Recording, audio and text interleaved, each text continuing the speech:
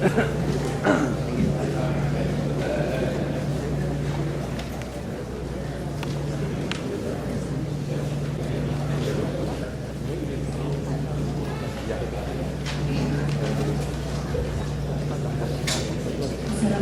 warahmatullahi wabarakatuh. Selamat pagi dan salam sejahtera untuk kita semua. Yang terhormat Profesor Dr. Armida Salsyah Al-Syahbana, SEMA, Menteri Perencanaan Pembangunan Nasional, Kepala Bappenas. Yang terhormat Profesor Dr. Dersus Gumilar Sonantri, Rektor Universitas Indonesia. Yang kami hormati Bapak Ibu para tamu undangan, para pembicara dan moderator simposium, dan Bapak Ibu para peserta simposium yang kami hormati. Kami ucapkan selamat datang di Balai Sidang Kampus Universitas Indonesia Depok. Pada pagi hari yang berbahagia ini, kita akan mengikuti acara simposium nasional yang mengangkat tema Transformasi Bangsa Menuju Masyarakat Maju, Sejahtera, dan Adil. Dan simposium ini rencananya nanti akan secara resmi dibuka oleh Rektor Universitas Indonesia. Dan simposium ini akan terbagi menjadi 4 sesi yang akan mengangkat topik pembahasan, yaitu yang pertama tentang pendidikan dan kebudayaan, yang kedua tentang reformasi birokrasi, kemudian yang ketiga tentang kesenjangan ekonomi regional, dan yang terakhir tentang reformasi hukum dan HAM.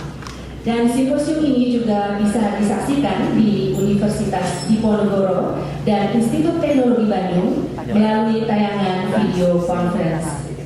Baik Bapak Ibu yang kami hormati, mengawali acara pada pagi hari ini kita akan menyimak laporan dari Ketua Panitia Pelaksana Simposium Nasional. Kepada yang terhormat Dr. Magdalia Alfian, kami persilakan.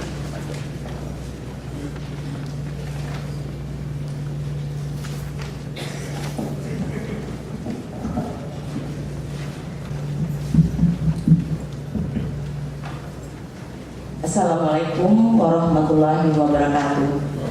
Selamat pagi dan salam sejahtera untuk kita semua. Yang terhormat Profesor Dr. Armida S. Al-Syahbana, Menteri Perencanaan Pembangunan Nasional, Ketua Bappenas. Yang terhormat Profesor Dr. Dersus Gumilar Sonantri, Rektor Universitas Indonesia. Yang terhormat para wakil rektor, yang terhormat para dekan di lingkungan Universitas Indonesia, yang terhormat para guru besar Universitas Indonesia, yang terhormat para pejabat dari berbagai departemen Kementerian Negara Republik Indonesia, yang terhormat panitia pengarah, yang terhormat para pemakalah, para moderator simposium, ibu bapak dari berbagai perguruan tinggi, LSM dan media massa, kepala sekolah dan bapak ibu guru, para mahasiswa, undangan hadirin yang berbahagia. Puji syukur kita panjatkan kehadirat Tuhan Yang Maha Esa, karena atas rahmat dan hidayahnya kita dapat berkumpul di tempat ini untuk mengikuti acara Simposium Nasional Universitas Indonesia yang bertemakan Transformasi Bangsa Menuju Masyarakat Maju, Sejahtera, dan Adil, yang akan berlangsung pada tanggal 16 Februari 2010 di kampus UI Depok yang sama-sama kita banggakan ini. Ibu Menteri, Bapak Rektor, hadirin yang berbahagia, pada kesempatan ini izinkanlah saya selaku Ketua Panitia menyampaikan laporan yang berkaitan dengan pelaksanaan simposium ini. Pertama, tujuan diselenggarakannya simposium ini adalah untuk memfasilitasi sumbangan pikiran para pakar dari Universitas Indonesia sebagai respons dari berbagai permasalahan nasional yang sedang dialami oleh bangsa ini. Beberapa hal penting yang perlu dibahas dalam rangka mewujudkan transformasi bangsa menuju masyarakat maju, sejahtera, dan adil, diantaranya adalah reformasi birokrasi, pertumbuhan ekonomi yang berkualitas, critical sector review, memperkecil kesenjangan antar wilayah, tekanan kependudukan, sumbangan infrastruktur, dan untuk membahas permasalahan di atas, secara teknis acara simposium akan dibagi menjadi 4 sesi atau 4 tema. Yang pertama adalah pendidikan dan kebudayaan, yang kedua adalah reformasi birokrasi, yang ketiga adalah kesenjangan ekonomi regional, serta reformasi HAM dan hukum. Bapak Ibu yang saya hormati, para pembicara dalam simposium ini terdiri dari para akademisi, para praktisi, dan birokrasi. Peserta yang hadir diharapkan sekitar 250 orang yang mengikuti kegiatan pada hari ini, yang terdiri diantaranya adalah para akademisi, para Bapak Ibu dari instansi pemerintah, dari lembaga hukum, pemerintah daerah, media massa, mahasiswa, dan undangan yang lain. Bapak Ibu yang saya hormati, adapun manfaat yang diharapkan dari simposium ini antara lain adalah terhimpunnya sekumpulan gagasan yang dapat diimplementasikan ke dalam program pembangunan nasional. Yang kedua, sumbangan pemikiran bagi pemerintah dalam mengambil kebijakan pembangunan baik yang bersifat jangka pendek, jangka menengah maupun jangka panjang menuju masyarakat yang maju, sejahtera, dan adil. Dua manfaat tersebut mudah-mudahan dapat memberikan arahan bagi kita dalam rangka membangun Indonesia yang adil dan sejahtera. Simposium ini juga akan diikuti oleh para peserta dari daerah melalui telekonferensi, antara lain dari Undip dan dari ITB, dari Semarang dan dari Bandung. Para undangan yang hadir dan yang saya hormati, pada kesempatan ini izinkanlah saya menyampaikan penghargaan yang setinggi-tingginya dan ucapan terima kasih yang sebesar-besarnya kepada semua pihak yang telah membantu terselenggaranya simposium ini. Terutama kami tujukan kepada Bapak Rektor dan para Wakil Rektor yang telah memfasilitasi terselenggaranya simposium ini. Kepada Bapak-Bapak Panitia Pengarah yang telah mendiskusikan dan merancang simposium ini sejak beberapa bulan terakhir. Kepada pihak BRPM yang telah bersedia sebagai penyumbang dana, teman-teman panitia pelaksana yang telah menyisihkan dan menyediakan tenaganya untuk mempersiapkan dan mengelola simposium ini, pihak-pihak lain yang turut menyumbangkan waktu dan tenaganya bagi terselenggaranya simposium ini, dan tentu saja kehadiran dan peran serta hadirin dalam diskusi akan sangat menentukan kelancaran simposium ini. Akhirnya, atas nama panitia, kami mohon maaf atas segala kekurangan yang mungkin saja terjadi. Meskipun belum sempurna, paling tidak Universitas Indonesia telah mengambil inisiatif dan tindakan untuk menyumbangkan pikiran bagi bangsa dan negara tercinta ini. Demikianlah sambutan saya. Wabillahi taufiq wal hidayah. Wassalamualaikum warahmatullahi wabarakatuh. Terima kasih Ibu Dr. Martin Simposium Nasional yang telah menyampaikan laporannya.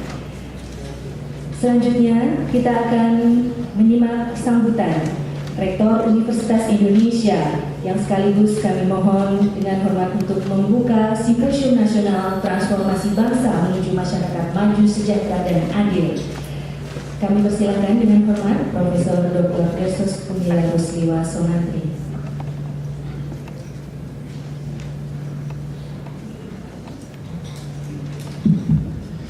Assalamualaikum warahmatullahi wabarakatuh.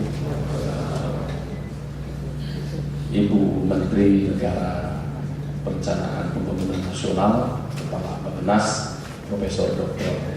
Armida Syahbana, Ibu Dr. Andina Sarjilani, MA. Saya berharap beliau sudah hadir di tempat, mungkin masih dalam perjalanan. Bapak Abdul Wahid, SHMA, Direktur Jenderal Peraturan Perundang-undangan, Dr. Andes Petrus Beda Peduli, staf ahli kebijakan publik, Kementerian Negara Pemberdayaan Aparatur Negara, Dr. Insinyur Isnuwardianto, Rektor Institut Teknologi Indonesia, berkenan hadir di tengah kita. Insinyur Asri Ajidarmo, MS, PhD, Wakil Rektor 4 Universitas Trisakti, dan dari UI sendiri hadir Profesor Nasikin, Ketua Senat Akademik Universitas, Ibu Darmona Puspawardaya, Sekretaris Majelis Wali Amanat, ada Wakil Rektor 2, Dr. Tafsir Nurhamin, beberapa anggota MWA dan SAU, serta Dewan Guru Besar, para panelis, saudara moderator yang berbahagia. Acara seminar ini selain diikuti oleh peserta di Balai Sidang Universitas Indonesia, juga diikuti secara teleconference di kampus ITB dan UNDIP. Selamat pagi para peserta di UNDIP dan ITB. Serta juga ada streaming worldwide oleh tim ICT UI melalui jaringan internet. Hadirin sekalian, izinkan saya mulai dengan sebuah cerita pendek, ringkas. Di sebuah negeri ada seorang maha guru yang selalu mampu memukul para muridnya, para mahasiswa serta kuliah. Suatu waktu guru itu mendemonstrasikan keahliannya yang khas, yaitu menumpuk 5 jarum dengan dilempar ke lantai. Jarum kedua dilempar, jarum ketiga, keempat, kelima, kemudian bertumpuk. Semua peserta kuliah terkagum-kagum dan bertepuk tangan. Di antara peserta kuliah itu terdapat putri raja. Sepulangnya ke rumah putri raja itu, karena itu merupakan kuliah perdana, dengan sangat antusias melaporkan kepada ayahandanya kehebatan maha guru itu. Lalu ayahandanya bilang, "Oke, kalau demikian kita undang, biar maha guru itu mendemonstrasikan keahliannya di depan kita." Datanglah maha guru itu dengan membawa 10 jarum. Lalu dengan penuh percaya diri, beliau tunjukkan kepada raja itu bagaimana menumpuk jarum bertumpuk antara satu ujung dan ujung lainnya. Lempar satu, lempar sampai 10 bertumpuk.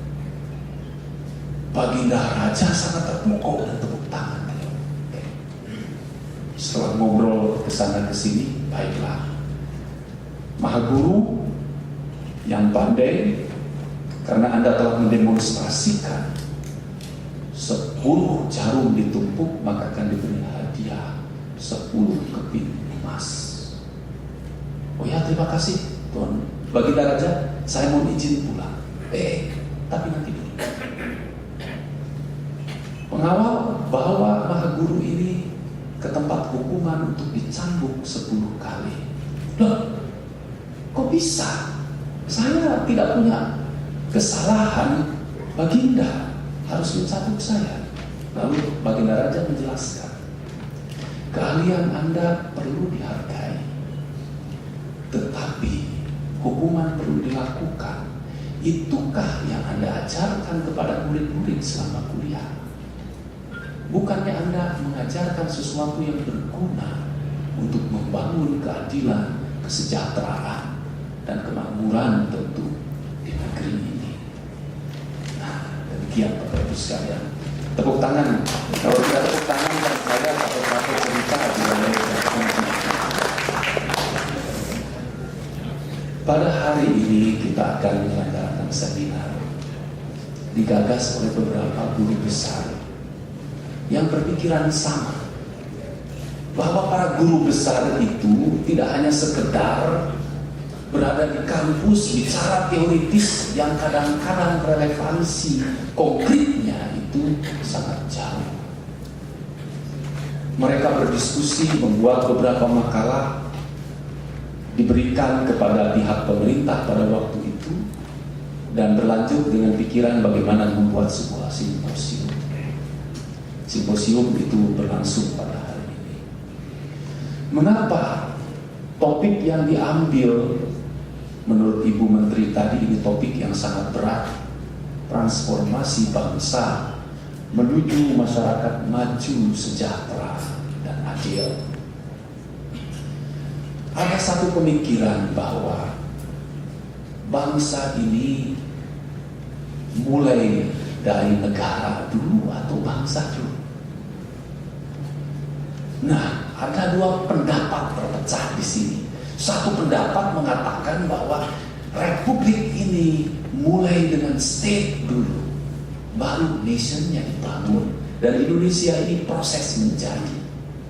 Argumennya, dari Sabang sampai Merauke tidak pernah ada kerajaan yang melingkupi wilayah seluas itu, kecuali administratif kolonial Belanda. Argumen yang kedua, oh tidak, kita punya nenek moyang, kerajaan-kerajaan yang besar, walaupun wilayahnya tidak mencakupi wilayah seluas itu, tetapi paling tidak menunjukkan telah ada peradaban yang cukup besar. Setelah itu kita mengenal Bung Karno. Bung Karno mengatakan nation and character building. Sebenarnya maksud beliau itu adalah karakter buildingnya. Bangsa kita adalah bangsa yang anti penjajahan. Artinya NKRI dari Sabang sampai Merauke itu disatukan oleh sebuah sentimen, oleh common enemy, yaitu Belanda. Usang sudah, common enemy itu tidak relevan lagi. Masuk masa peralihan zaman Pak Harto. NKRI ini, nation building ini, disatukan oleh sebuah karakter yang pada dasarnya diampu atau ditopang oleh tiga hal.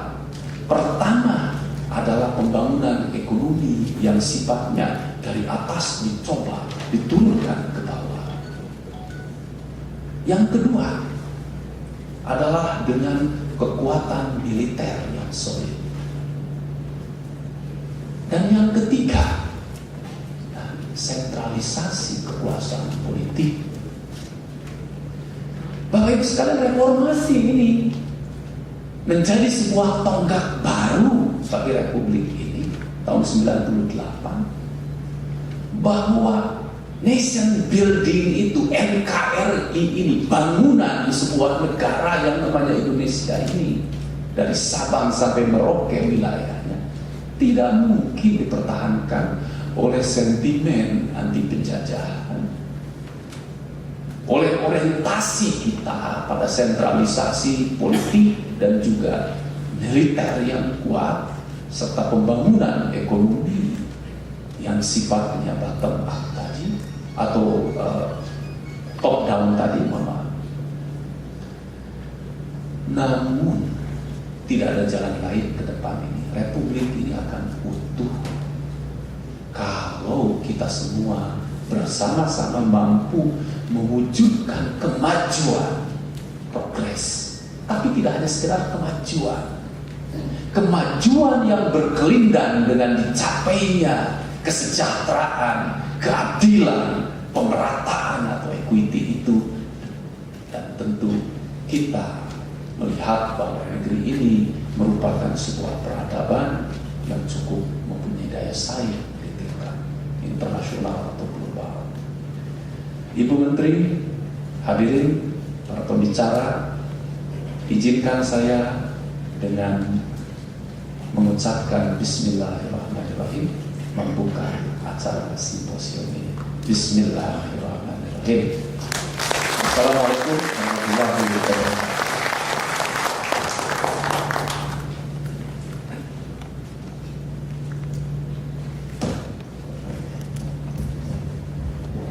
Terima kasih Bapak Rektor yang telah menyampaikan kata sambutan dan membuka simposium nasional pada hari ini. Dan selanjutnya kita akan menyimak keynote speech dari Menteri Perencanaan Pembangunan Nasional, Kepala Bappenas, kepada Ibu Profesor Dr. Armida Salsiah Alisjahbana, SDMA, dengan segala hormat kami persilahkan.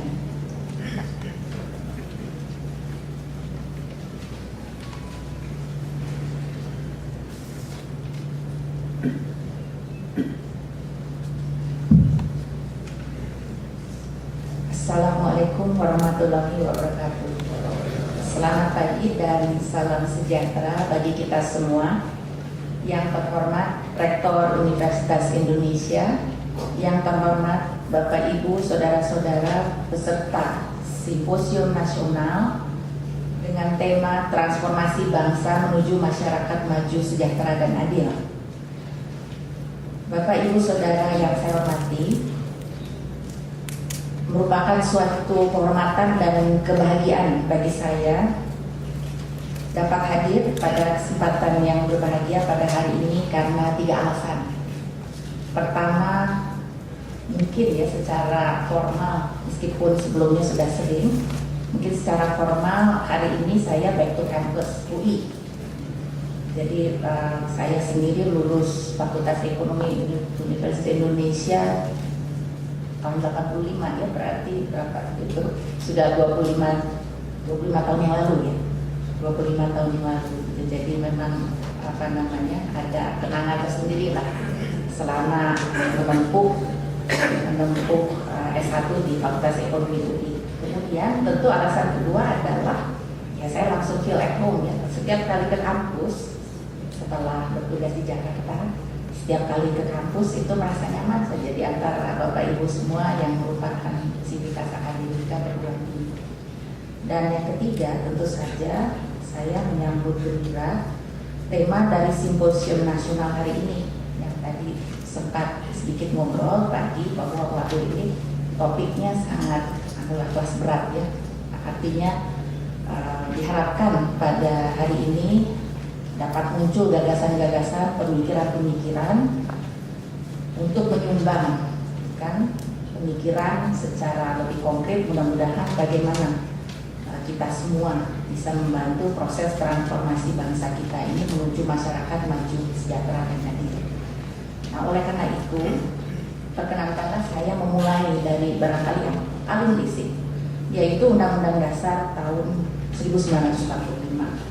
Khususnya alinea keempat dari pembukaan Undang-Undang Dasar 1945 ini, yang intinya adalah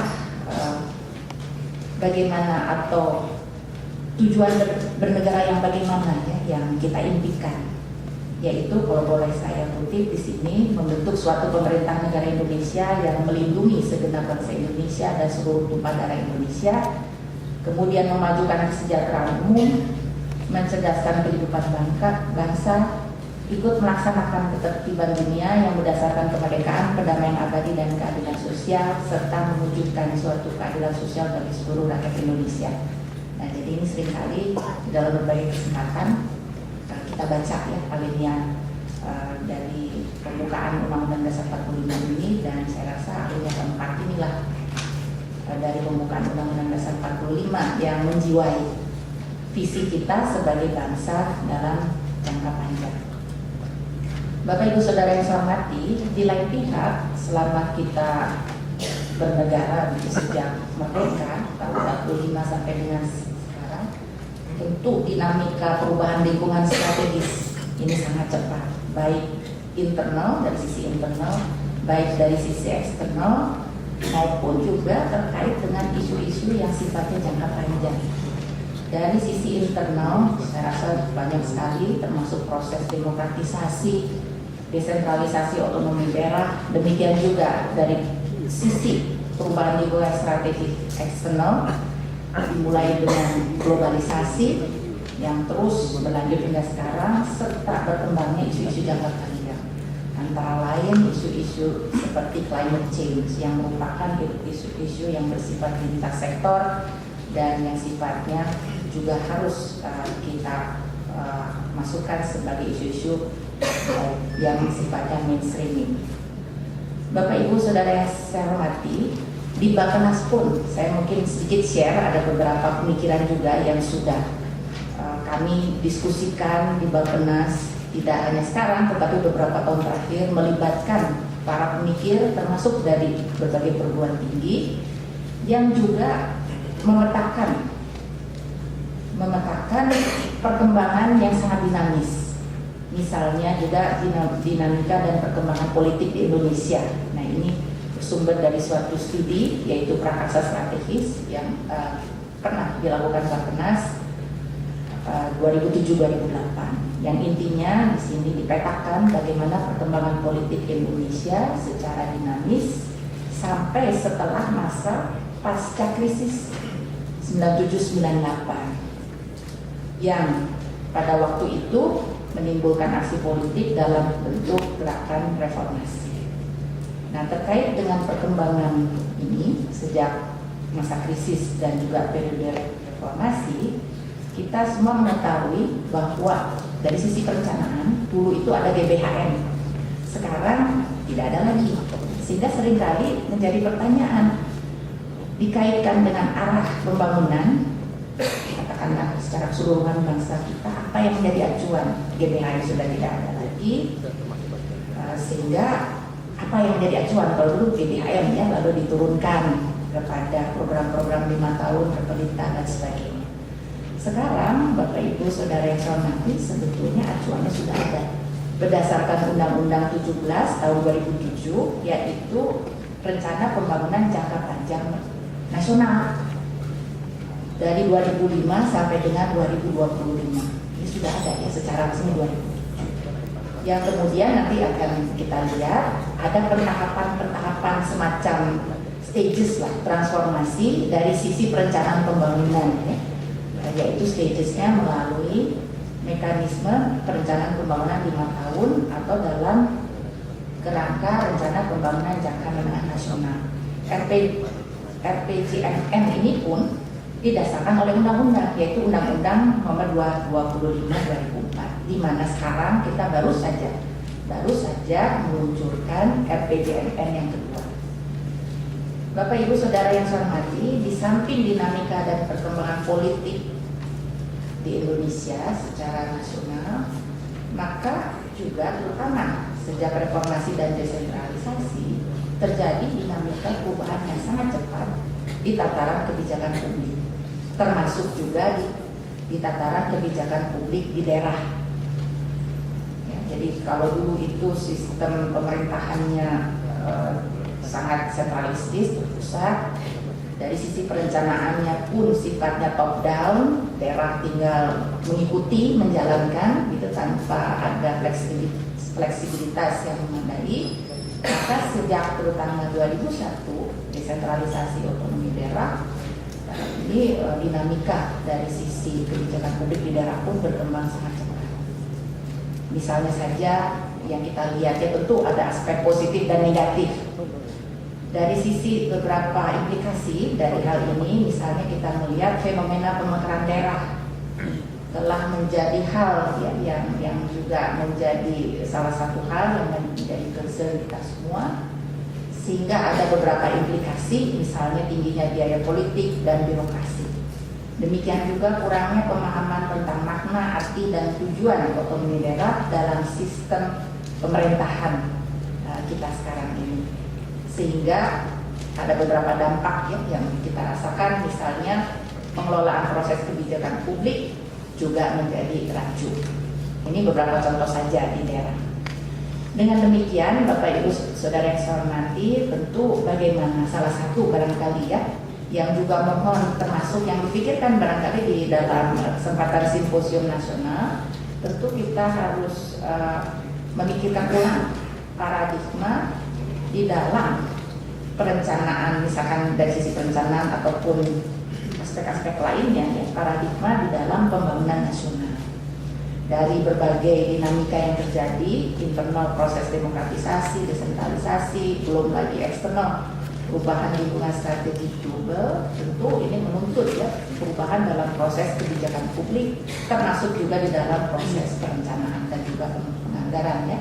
Sehingga kita semua bisa menyikapi arus perubahan dan tantangan pembangunan ke depan dengan lebih baik lagi. Dalam konteks ini, maka ya dalam hal ini karena bagaimanapun juga saya dalam hal ini sebagai Bappenas, kami tentu melihat bahwa perencanaan pembangunan menjadi tentu sangat krusial ya, sangat penting, terutama di dalam mengawal perencanaan pembangunan, di dalam mengawal pencapaian visi tadi yang jangka panjang dan stagesnya dalam tahapan-tahapan jangka menengah. Jangka panjang tentu kita mengetahui yang sangat prinsip, yang sangat mendasar, mengacu kepada pembukaan Undang-Undang Dasar 1945 tadi, yang intinya adalah bagaimana kita mewujudkan masyarakat Indonesia yang adil dan makmur.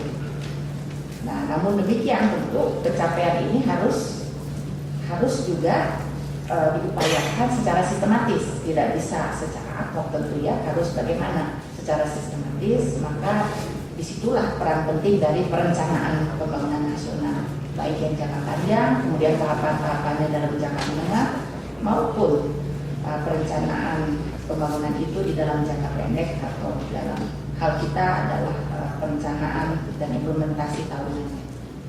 Demikian juga di dalam implementasi, jadi tidak cukup katakanlah hanya mengacu kepada proses perencanaannya. Bisa saja proses perencanaannya sudah baik, hasilnya sudah baik, ya banyak program-programnya yang baik. Tetapi tanpa sinkronisasi, koordinasi dan fasilitasi ya antar sektor ini menjadi penekanan di sini, antar sektor, kemudian juga kaitannya antar waktu dan antar wilayah.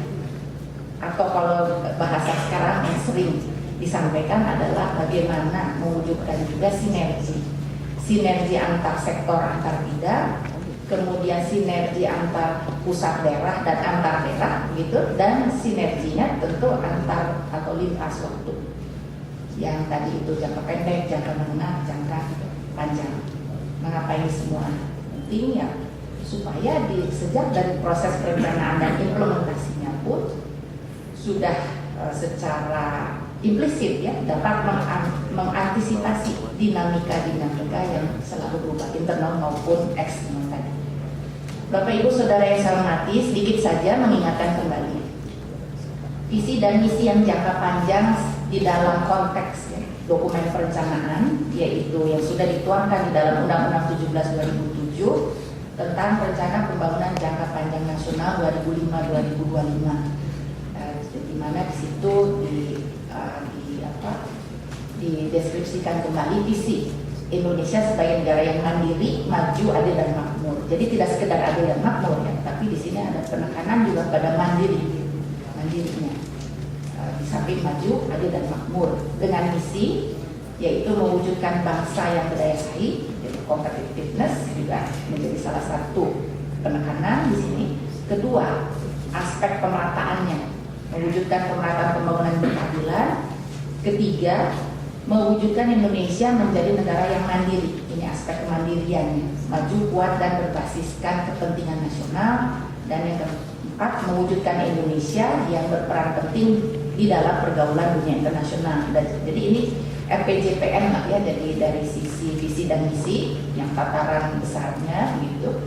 Nah tentu untuk mencapai visi dan misi yang jangka panjang tersebut, sesungguhnya di dalam RPJPN-nya sendiri sudah dirancang pentahapan-pentahapan atau stages ya, di dalam stages pentahapan jangka menengah, rencana pembangunan jangka menengah. Kita baru saja selesai tahapan yang pertama 2009 kemarin, kemudian kita baru saja dari sisi dokumen ya, baru saja diluncurkan RPJMN yang kedua 2010-2014 dengan landasan hukum peraturan presiden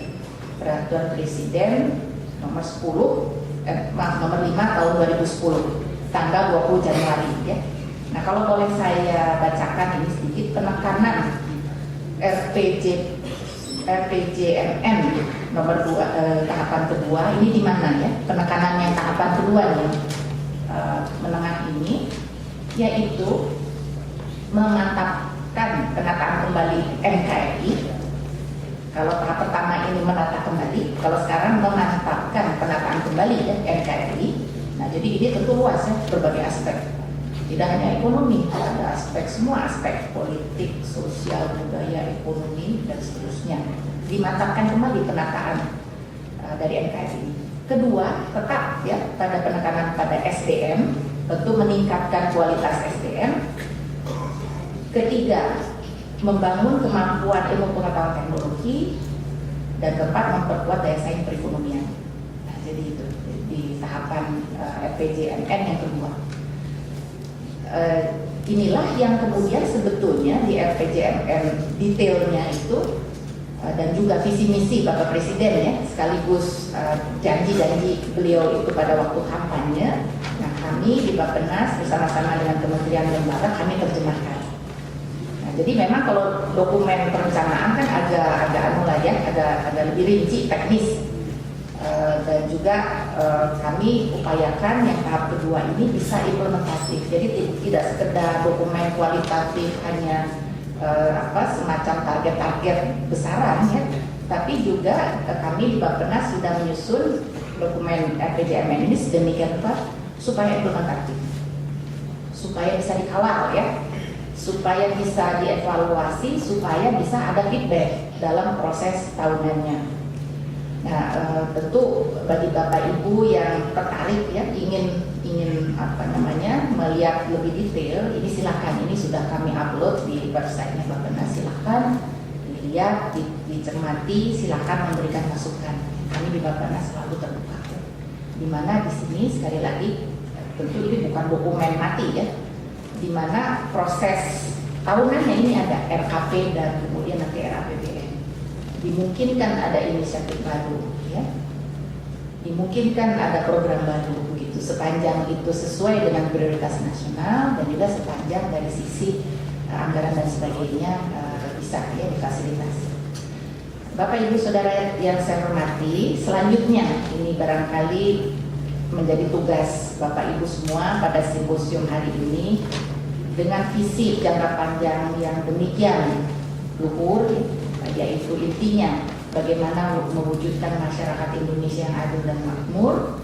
Nah, maka bagaimana mentransformasikan bangsa ini ke arah masyarakat Indonesia yang maju, sejahtera, adil dan makmur. Nah, tentu bukan hal yang mudah, bukan hal yang sederhana, karena ini juga merupakan atau menuntut ya suatu proses yang panjang gitu, jangka panjang, di mana beberapa proses yang harus tentu kita pikirkan bersama terkait dengan proses transformasi sosial politik, transformasi sosial ekonomi, transformasi sosial budaya, juga tentu didukung oleh keberhasilan di tataran reformasi birokrasi, di mana di dalamnya pengembangan kelembagaan, sistem dan aparatur pemerintahan sebagai salah satu kunci dari reformasi birokrasi. Dan terkait dengan Indonesia sebagai negara yang sangat luas, sangat bervariasi antar daerah, juga bagaimana mengurangi kesenjangan antar wilayah, dan yang terakhir bagaimana juga ini agak lebih teknis, tataran yang mungkin lebih jangka pendek ya, adalah bagaimana juga mewujudkan harmonisasi di sisi tataran perundang-undangan. Karena seringkali di dalam tahap implementasi justru banyak bottleneck-nya ini ya, di sisi overlapping dan peraturan perundangan yang tidak seimbang.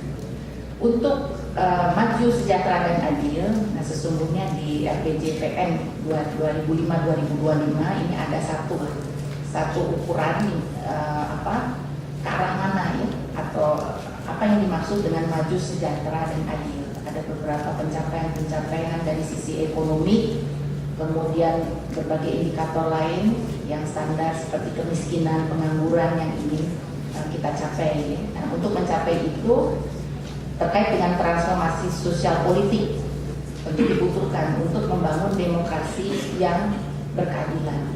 Nah, tentu Bapak Ibu khususnya di sini para guru besar yang sangat kompeten ya di dalam topik-topik ini.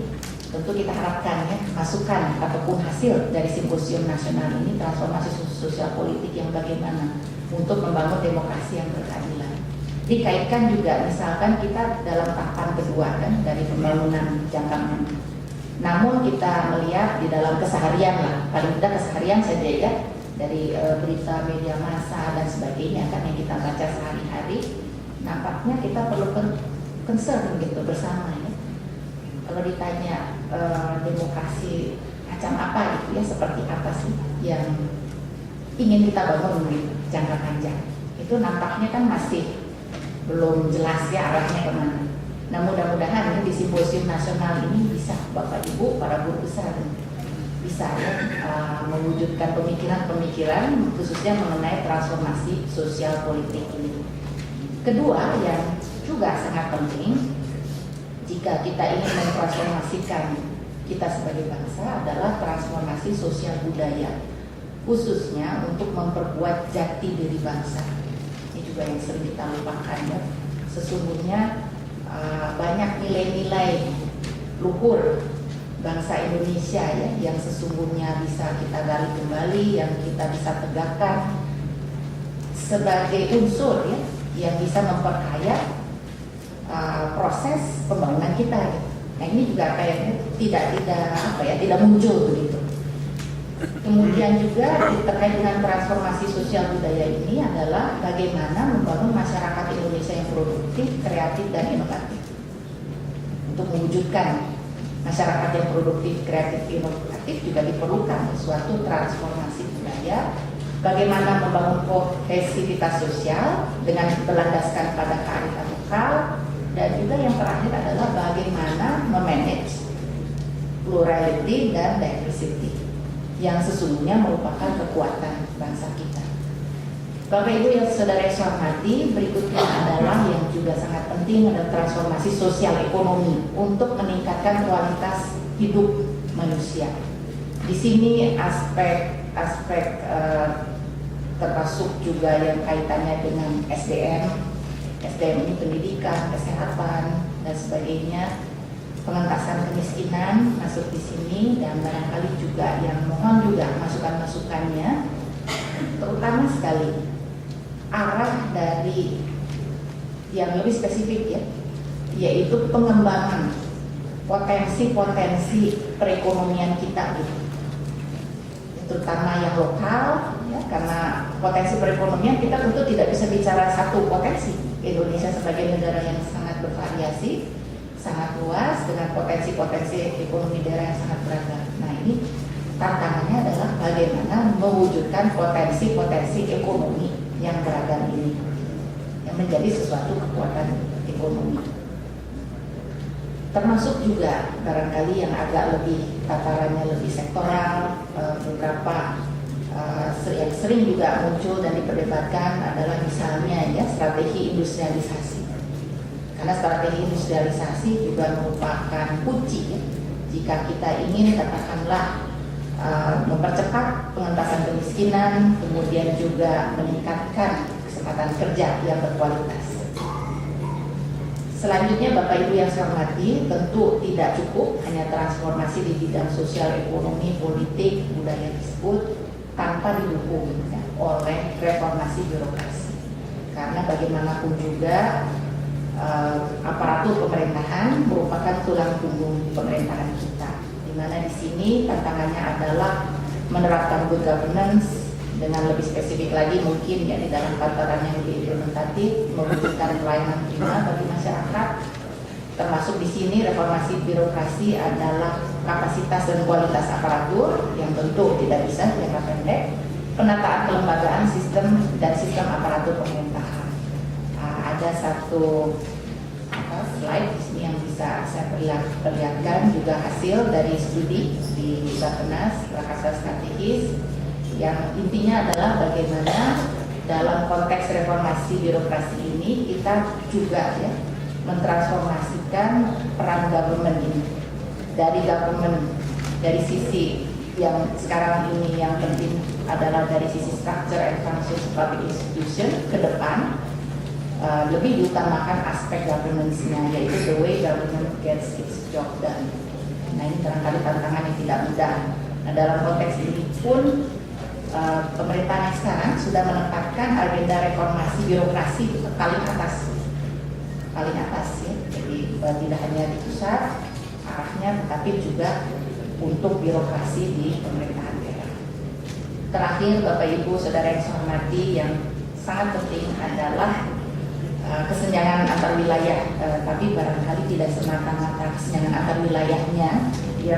Yang lebih strategis adalah bagaimana kita dapat mewujudkan pertama ya, dari sisi perekonomian, bagaimana kita dapat mewujudkan perekonomian domestik Indonesia sebagai satu perekonomian yang terintegrasi. Yang jelas tidak mudah, terutama setelah otonomi daerah, desentralisasi otonomi daerah.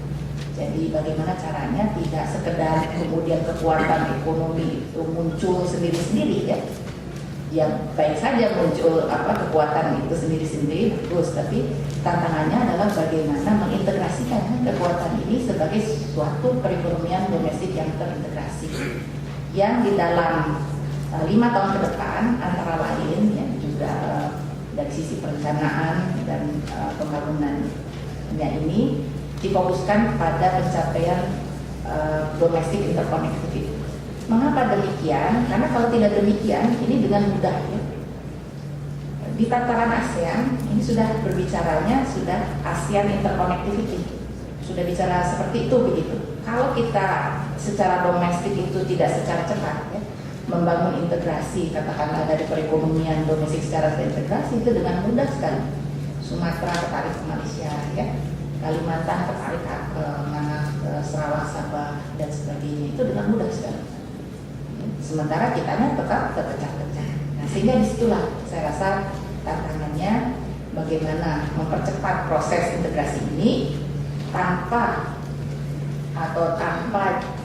meninggalkan ya potensi dari masing-masing daerah. Dan terakhir adalah tentu yang tadi poin terakhir yang tidak kalah penting mengenai harmonisasi ya. Harmonisasi dari sisi peraturan perundangan atau berbagai peraturan untuk membangun sinergitas. Mengapa ini juga dimasukkan ke dalam poin penting? Karena seringkali begitu tataran implementasi, maka yang langsung kita hadapi adalah ternyata ya bottleneck ini di banyak sekali tataran-tatarannya pada berbagai peraturan perundangan yang ternyata tidak sinkron satu sama lain. Apakah yang terkait dengan antar sektor, ya, yang terkait dengan sektor dengan daerah, atau yang terkait antara aturan pusat dengan daerah.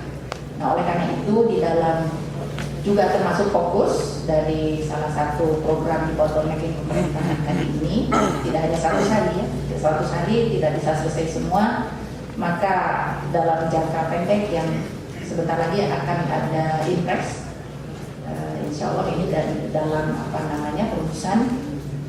Karena Bapak Presiden yang menginstruksikan akan ada impres, ya, istilahnya adalah percepatan implementasi program-program prioritas 2010 dalam konteks RPJMN. Nah ini antara lain ini harmonisasi peraturan perundangan yang overlap.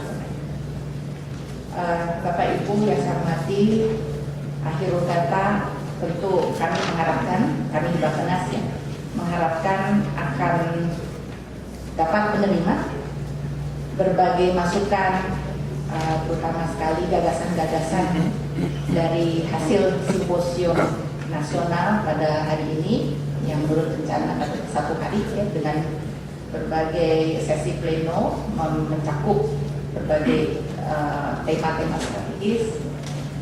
Kami tentu dengan senang hati dan terbuka looking forward ya, untuk menerima hasil-hasil dari simposium nasional hari ini yang tentu kami harapkan dapat memperkaya, dapat menjadi feedback bagi penyempurnaan kebijakan pembangunan nasional, baik dalam proses tahunannya maupun yang sifatnya jangka menengah dan jangka panjang. Terima kasih. Wabillahi taufiq wal hidayah. Wassalamualaikum warahmatullahi wabarakatuh. Terima kasih kami ucapkan pada Ibu Menteri, dan selanjutnya kami mohon berkenan Rektor Universitas Indonesia untuk memberikan cindera mata kepada Ibu Profesor Dr. Armida Salsiah Alisyahdana SEMA, Menteri Perencanaan Pembangunan Nasional, Kepala Bappenas.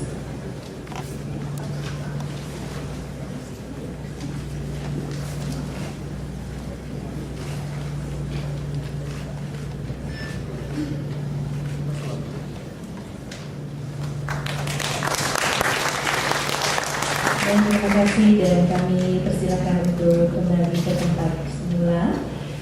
Dan kini kita akan memasuki sesi yang pertama, akan membahas tentang pendidikan dan kebudayaan. hadir sebagai narasumber. Kami persilakan untuk menuju ke panggung. Yang pertama, Profesor Dr. Beni Budoro. Kemudian narasumber kedua, Dr. Seto Mulyadi, psikolog MSI. Narasumber ketiga, Profesor Dr. Insinyur Joko Hartanto, MSc, dan Profesor Dr. Komarudin Hidayat. Dan sesi ini akan dipandu oleh moderator Ibu Siti Darmayati, BUMA, PhD.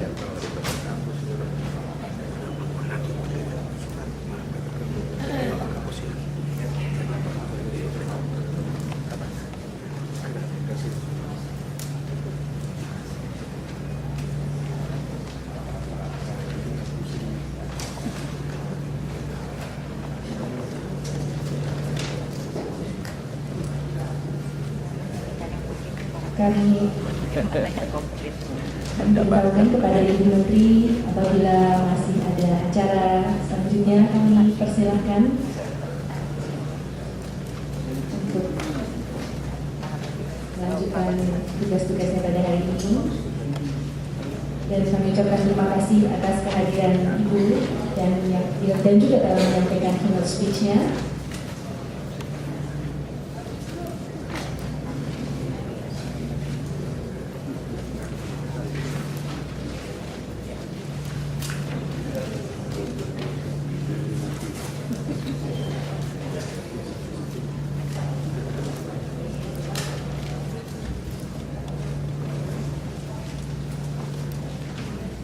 Dan selanjutnya sesi ini kami serahkan kepada Ibu Siti Darmayati untuk memandunya. Kami silakan Ibu.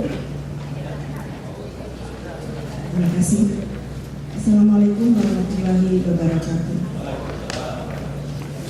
Bagian pertama dari semioka ini adalah mengenai transformasi sosial budaya dan terutama tentang pendidikan dan kebudayaan. Pembicara pertama adalah Bapak Profesor Beni Budoro sebelah kanan saya. Beliau dari Fakultas Ilmu Budaya. Saya bacakan dahulu CV ringkas beliau. Gak usah semua aja Pak, dikit aja. Beni Budoro, istri beliau adalah Ibu Rahab Ningsihur, dan dengan 1, 2, 3 anak. Pendidikan terakhir Doktor Linguistik dari Universitas Indonesia. Jabatan sekarang Guru Besar Emeritus pada Fakultas Ilmu Pengetahuan Budaya UI, mengajar teori kebudayaan, program kajian wilayah Eropa dan FIB UI, analisis wacana dan semiotik, membimbing tesis dan disertasi pada program pascasarjana. Riset beliau adalah kajian wacana semiotik. Beliau adalah Ketua Kelompok Pakar Program Kajian Wilayah Eropa, Program Pascasarjana UI, anggota Dewan Kehormatan Himpunan Penerjemah Indonesia, anggota Executive Council International Federation of Translators, Sekretaris Jenderal Dewan Pengembangan Program Kemitraan Lembaga Pendidikan Tinggi Dunia Usaha, anggota Board of Governors World Association of Cooperative Education, dan Ketua Umum Asosiasi Studi Eropa di Indonesia. Cukup segitu saja Pak. Bapak dipersilakan untuk bicara dengan topik pada teman-teman di UNIP dan ITB juga dipersilakan untuk mengikuti acara ini. Topik dari ide atau gagasan beliau mengenai transformasi pendidikan dan budaya adalah kekuatan lunak dalam struktur hubungan internasional. Akan dibawakan dalam 15 menit. Terima kasih Ibu Moderator. Assalamualaikum warahmatullahi wabarakatuh. Sebelum saya mulai, saya ingin menyampaikan satu saran, tapi Ibu Kepala Bappenas sudah tidak di sini. Mas, salah satu stafnya Mas Anies. Saya mohon dengan sangat supaya istilah pulau terluar itu diganti dengan pulau perbatasan atau pulau terdepan. Karena ini menunjukkan satu mindset bahwa ada yang di luar, ada yang di tengah. Ini warisan dari zaman Belanda dan juga dari zaman World Bank saya kira. Ini saya kira saya usul agar Bappenas mengubah istilah itu menjadi pulau terdepan atau pulau perbatasan. Terima kasih. Ini ada hubungannya dengan kekuatan lunak. Saya memang agak panjang membuat judulnya, tapi yang saya ingin mengemukakan suatu pandangan bahwa sebenarnya kita mempunyai satu kekuatan di negeri kita ini yang tidak pernah digunakan secara efektif. Lanjut. Saya akan bicara dulu mengenai kata power karena ini sebenarnya terjemahan dari soft power. Power itu mempunyai arti kekuasaan, power relations misalnya hubungan satu pihak mendominasi yang lain. Power kalau di fakultasnya of the Paul itu sama saja dengan daya. Tapi bukan itu yang saya maksud. Yang saya maksud yang tengah kekuatan. Kata kekuatan saya pakai sebagai penerjemahan dari kata power, yaitu satu energi dari dalam yang memberikan kekuatan kepada manusia atau masyarakat. Itu adalah definisinya. Kita lanjut. Ya, lanjut. Istilah power dalam bahasa Indonesia mempunyai dua makna yang berbeda, yaitu kekuatan dan kuasa. Kekuatan adalah energi yang berada di dalam sesuatu, sedangkan kekuasaan adalah energi yang digunakan untuk menguasai pihak lain. Ini dua hal yang saya kira harus kita pisahkan. Lanjut. Pada umumnya di dalam hubungan internasional atau hubungan politik yang kita kenal adalah kekuatan keras, di mana satu negara misalnya menguasai negara lain dengan menggunakan senjata atau juga menggunakan kekuatan ekonomi yang saya sebutkan saja sebagai kekuatan keras, mengikuti Nye yang menulis bahwa power means the ability to get the outcomes one wants. Jadi kalau saya ingin melakukan sesuatu terhadap seseorang, maka saya menggunakan power. Secara tradisional kita mengenal hal power atau kekuatan keras yang berupa kekuatan fisik, kekuatan tubuh atau kekuatan senjata. Sedangkan kekuatan lunak itu berbeda dengan kekuatan keras, yaitu kalau kekuatan keras itu merupakan satu apa yang disebut sebagai perintah atau coercion, sedangkan pada kekuatan lunak yang penting adalah kooptasi atau inducement. Nah, inilah yang akan saya bicarakan lebih lanjut. Sumber dari kekuatan keras dapat berupa kekuatan sendiri, sanksi, ya, atau bahkan penyogokkan, suap dan sebagainya. Sedangkan sumber dari kekuatan lunak itu adalah the ability to shape what others want.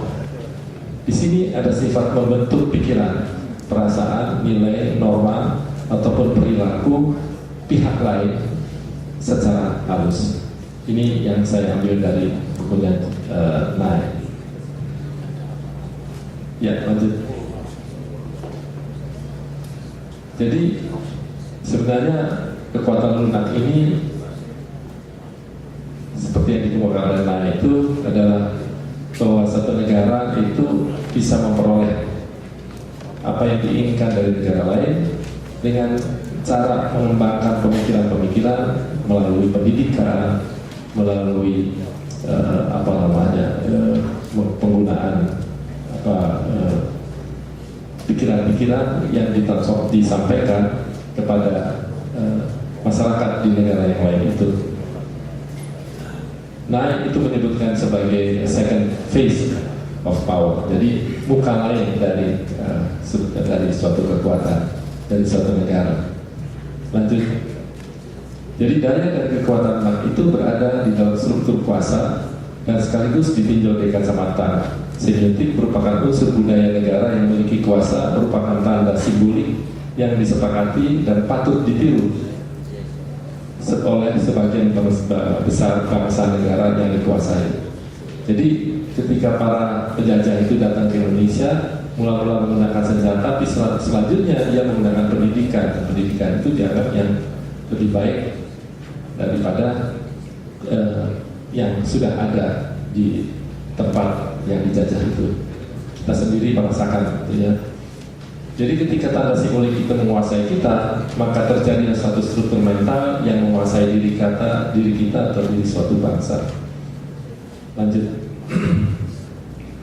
Nah, oleh karena itu, berdasarkan pengalaman yang ada selama ini, kita sebenarnya sudah mempunyai kekuatan sendiri di dalam tidak sekadar meniru, tetapi juga kita pandai meramu.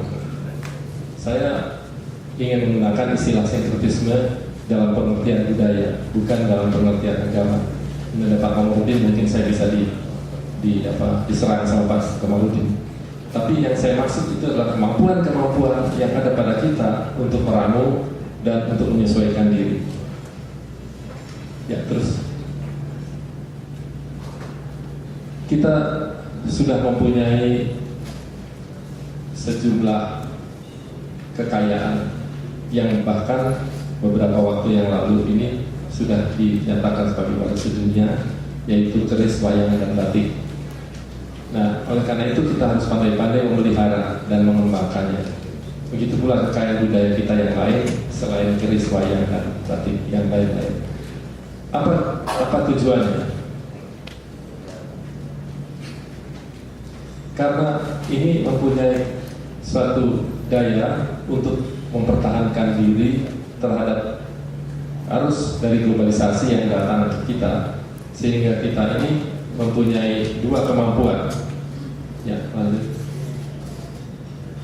Pertama, kemampuan di bidang dalam hal mempertahankan diri, jadi ketahanan nasional. Yang kedua adalah kemampuan di dalam menyerang itu kekuatan lain. Oleh karena itu, kekuatan lunak kita yang merupakan kebudayaan seharusnya kita pertahankan, kita kita pelihara dan kembangkan agar supaya bisa menjadi dasar bagi pengembangan sosial budaya yang digambarkan oleh Pak Penas tadi. Nah, sedangkan saluran-saluran untuk menyalurkan kekuatan lunak kita itu adalah bisa lembaga pemerintah atau non pemerintah yang dapat dijadikan pendukung untuk mengembangkan dan menyalurkan kekuatan lunak itu. Di dalam negeri misalnya melalui sistem pendidikan, melalui sistem mulai kegiatan budaya, dan di daerah perbatasan itu bisa dilakukan juga berbagai kegiatan yang mengembangkan kekuatan lunak dalam arti kearifan lokal yang dikembangkan sehingga tidak mudah daerah perbatasan itu dipengaruhi oleh negara lain. Di luar negeri kita bisa menggunakan sarana diplomatik, beasiswa, kegiatan budaya. Apa yang harus dilakukan?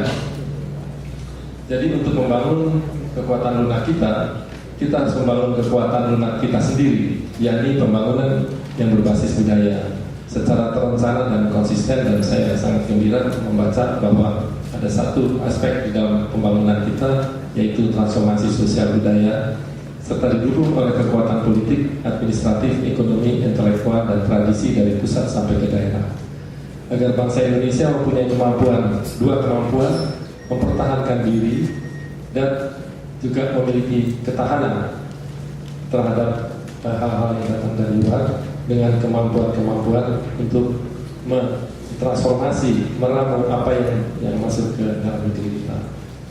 Oleh karena itu diperlukan kebijakan yang lebih luas di dalam mengembangkan kekuatan lunak ini di bidang pendidikan dan kebudayaan.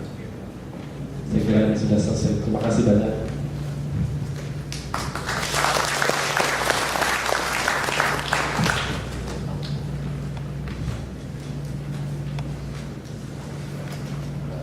Terima kasih Pak Benku.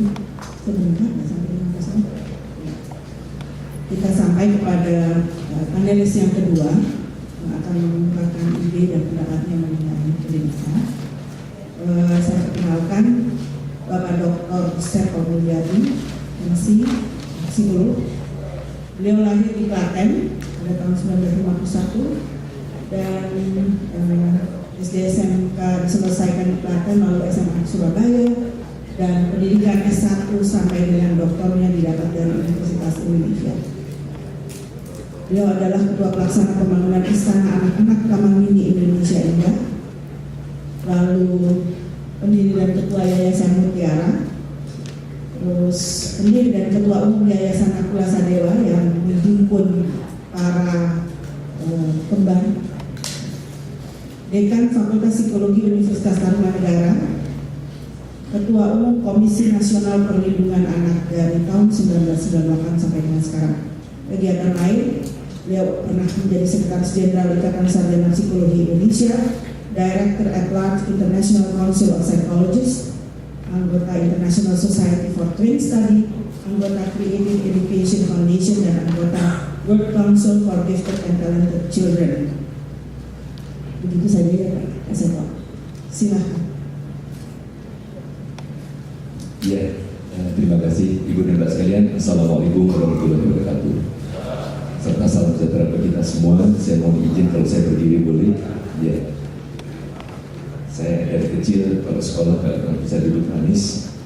Jadi baik Ibu dan Mbak sekalian, saya ingin berbicara mengenai pendidikan tanpa kekerasan karena sekarang ini ada penelitian misalnya bullying ini 90% SD di Jawa Barat ditemukan ada bullying, dan banyak yang tidak diakui oleh guru itu SD, apalagi SMP, apalagi SMA dan seterusnya.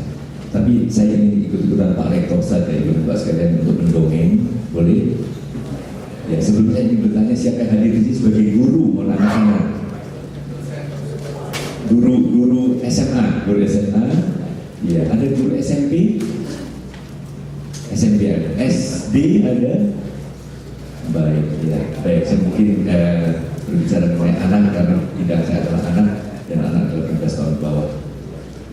Zaman dulu di Sumatera Belantara itu Menteri Pendidikan Belantara mewajibkan semua hewan harus mengikuti kurikulum baru, ya, ikut-ikutan mungkin ya.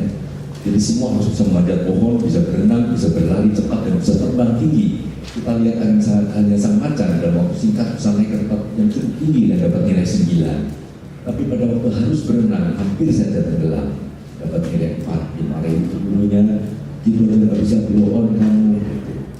Padahal memanjat pohonnya dapat 9. Lain halnya dengan sang bebek, sambil menyanyikan lagu pohon bebek asal dan berenang di tengah danau situ Gintung. Belum tenggelam, belum jebol, dapat nilai 9. Tapi waktu harus memanjat pohon dia udah bingung, dapat 4. Nah, dimarahin juga. Ini rupanya diikuti oleh banyak pendidik ataupun orang tua. Begitu putra putrinya dapat matematika 9, itu loh baru namanya cerdas. Begitu dapat 4, belum orang kamu gitu aja nggak bisa. Padahal dia pintar menari, pintar menggambar, pintar bernyanyi, pintar olahraga. Seolah-olah kecerdasan matematika lebih hebat dari cerdas bernyanyi, cerdas menari, menggambar, dan sebagainya. Gaya belajar juga berbeda. Kita ingat zaman dulu ada dongeng guru bangun kalau minum dengan botol senang sekali karena suara yang struktur panggungnya yang panjang. Tapi pada waktu harus minum dengan piring dia juga bingung. Lain hanya dengan sang kucing, minum dengan piring dia senang sekali. Tapi waktu minum dengan botol dia juga bingung. Nah, gaya belajar anak pun berbeda. Ada yang bisa duduk manis, tapi dengan duduk manis dia konsentrasi. Tapi tipe auditori dengan mendengar dia lebih konsentrasi. Dia akan cuek, kalau cuek dia akan lihat ke depan dong, nyimak. Ada yang seperti saya dari kecil nggak bisa terus diam, tapi justru dengan bergerak kita bisa konsentrasi. Dibilang nakal, bandel, hiperaktif, dan seterusnya. Semua anak pada dasarnya cerdas, hanya tipe kecerdasan yang berbeda. Ada cerdas matematika, cerdas musik, ada cerdas gambar, cerdas gerak, cerdas olahraga, dan sebagainya. Ini cerdas. Ini siapa ya? Maradona. Ini juga cerdas. Ini siapa? Michael Jackson. Apakah Maradona, Michael Jackson, Mozart, Pablo Picasso, Einstein, semuanya cerdas. Kalau dulu Michael Jackson dipaksa matematika dapat 9, gak boleh nyanyi, kita tidak pernah menjumpai mega bintang. Atau dulu Einstein dipaksa ikut idola cilik sama ibunya. nggak ada seorang Einstein besar. Jangan sekarang, karena global menjelang banyak orang tua yang stres. Wah, demi pendidikan, demi masa depan, bayi-bayi sudah dipaksa sekolah sekarang ini. Akhirnya ngompol, nangis, stres. Jangan sekarang anak-anak lebih berkawan seperti robot, lebih menurut, yang patuh itu yang dibanggakan. Yang nggak nurut rasanya bandel dan bermasalah. Zaman sekarang anak sekolah bukan bawa tas lagi, bawa koper, bawa gerobak, ransel, bukunya seabad-abad, pulang-pulang masih banyak PR. Akhirnya teler. Tidak ada lagi waktu seperti kita dulu bermain umpet, engklek, robot foto dan sebagainya. Soal pendidikan diasumsikan kalau mereka kosong menjual beragam informasi. Sekarang di banyak SD ditanya nama-nama menteri, keponakan menteri, istrinya, mobilnya dan sebagainya. Terlambat sedikit dimarahi, tidak bikin PR, harus berdiri dengan kaki satu. Dan PR juga selalu yang serba matematika, penuh detakan, kekerasan, akhirnya pusing hidup keliling dan sekolah obatnya mirip penjara. Begitu mendengar anak-anak hari ini terpaksa pulang karena ibu guru mau rapat, hore, bebas dari penjara misalnya. Inilah sekolah zaman sekarang yang selalu mendapatkan laporan dari siswa, dari orang tua, bahkan juga dari guru. Sehingga banyak terjadi school phobia, fobia terhadap sekolah. Dari kecil mau sekolah sakit perut, besoknya saya lihat kepala pusing, besok sakit gigi, besok sakit paru. Ada alasan itu tidak mau sekolah. Kemudian timbul berbagai problematik, anak itu senang bermain daripada belajar, bolos, bullying, kemudian juga tawuran, berbagai tindak menyimpang, mulai merokok, bahkan prevalensi merokok sudah sampai tingkat umur 5 tahun di beberapa tempat, dan kemudian juga terjerumus dalam narkoba. Ini ada bimbingan majalah beberapa kali. What's wrong with Asian schools? Mungkin juga di negara-negara maju sekalipun di Asia. Banyak yang stres, banyak lari ke rumah-rumah perlindungan anak kan juga dituntut, ranking, meningkat dan sebagainya. Banyak yang nekat apabila tinggal tinggi terjun bebas bukan mau jadi Superman atau Spiderman. Mereka ingin segala menghadapi dari yang kuasa. Sekarang beberapa mall kita lihat juga terjun bebas, ya. Biasanya gantung baju, gantung leher. Kurikulum pendidikan di Indonesia terlalu padat. Ini pernah dikatakan oleh Dirjen Dikdasmen Departemen Pendidikan Nasional beberapa tahun yang lalu. Ini kekerasan terhadap anak di sekolah. Kurikulum pendidikan kurang berpihak pada hak anak. Bahwa belajar adalah hak, bukan wajib. Wajib belajar adalah pemerintah dan masyarakat menyelenggarakan sekolah pembelajaran yang ramah anak sehingga hak mereka belajar terpenuhi dengan prima. Karena semua anak pada dasarnya senang belajar. Kita lihat kalau belajar dari para ibu-ibu di seluruh dunia mengajarkan bahasanya dengan cara yang tepat. Anak-anak di Jepang 3 tahun sudah berbahasa Jepang. Anak di Inggris 3-4 tahun pintar bahasa Inggris. Kita kan kecil-kecil pintar bahasa Jawa. Ya karena mengajarnya dengan cara yang benar. Kalau matematika, kalau fisika, kalau biologi perkenalkan pada siswa dengan cara benar, mereka akan senang belajar. Kekerasan juga dialami dalam sistem pendidikan di dalam keluarga. Saya tidak bisa mengutip data dari Komnas Anak, saya mohon izin Ibu dan Pak sekalian berkenan menjawab dengan jujur. Siapa Ibu dan Bapak dulu yang pernah menjaga putra putrinya? Mohon angkat tangan. Iya, tepuk tangan untuk jujur Bapak sekalian. Siapa yang pernah membentak putra putrinya? Kenapa harus dengan cara kekerasan? Kenapa tidak dengan senyuman, dengan cara yang lebih ramah anak? Saya juga membuktikan saya punya 4 anak. Kalau ditanya pernah ada dibentak, dijewer kemana? Enggak. Bekerjanya ngapain? Ya dongeng, ya nyanyi, ya main akrobat, ya bermain dan segala macam. Ini penuh kekerasan. Mengajar matematika harus dicekrok bahasa Prancisnya. Gak mau bermain, gak boleh bisa dicekrok. Ayo belajar dulu, bikin PR. Ya, ibu mau kemana? Ibu mau nonton Extravaganza dulu.